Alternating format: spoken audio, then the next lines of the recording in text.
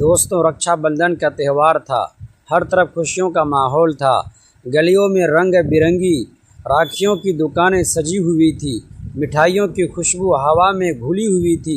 बहनें अपने भाइयों की कलाई पर राखी बांधने के लिए उत्साहित थीं और भाई की अपनी बहनों के लिए तरह तरह के तोहफे लेकर घर लौट रहे थे। लेकिन उसी मुंबई शहर के एक पुराने इलाके में एक इमारत के भीतर अजीब सी खामोशी पसरी हुई थी। बाहर से देखने पर वह जगह भी दूसरी इमारतों जैसी ही लगती थी, मगर उसके अंदर रहने वाली कुछ लड़कियों की आंखों में आज खुशी नहीं, सिर्फ खालीपन था। दोस्तों, बहुत ही रोमांचक कहानी है, पूरा सुनिएगा ज़रूर। दोस्तों, वीडियो में आगे बढ़ने से पहले एक छोटा सा रिक्वेस्ट है कि वीडियो को लाइक और हमारे चैनल को सब्सक्राइब ज़रूर कीजिएगा और प्यारा सा कमेंट भी कर दीजिएगा। दोस्तों, चलते हैं आज की कहानी की तरफ। आज वे काम नहीं कर रही थीं। आज उनके चेहरे पर मुस्कान नहीं थी। उनकी आंखें बार बार दरवाजे की तरफ उठ जाती थीं, जैसे किसी का इंतज़ार कर रही हों। एक लड़की खिड़की के पास बैठी हुई थी। उसका नाम पूजा था।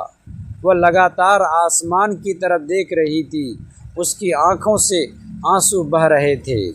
तभी दूसरी लड़की राधा उसके पास आई और बोली, क्या हुआ पूजा, सुबह से चुप बैठी हो?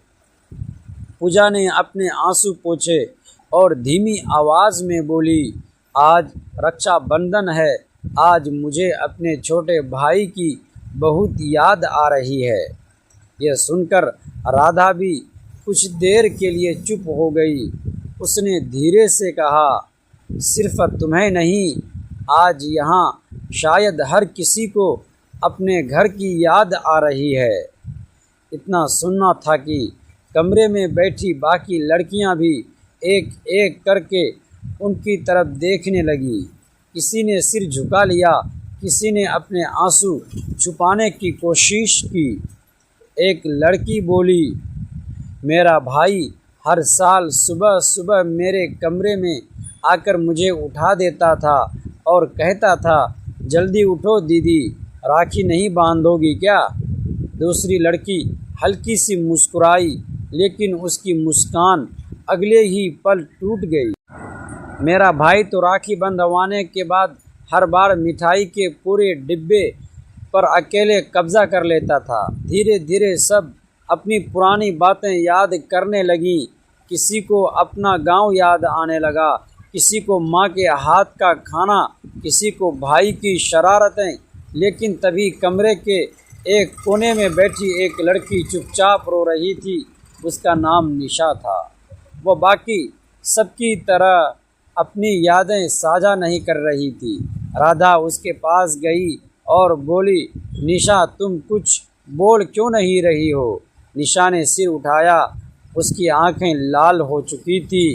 वह बोली, मैं इसीलिए नहीं रो रही कि मुझे अपने भाई की याद आ रही है।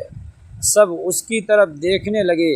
उसने कांपती आवाज़ में कहा, मैं इसीलिए रो रही हूँ क्योंकि मुझे नहीं पता मेरा भाई आज भी मुझे याद करता होगा या नहीं। कमरे में अचानक सन्नाटा छा गया।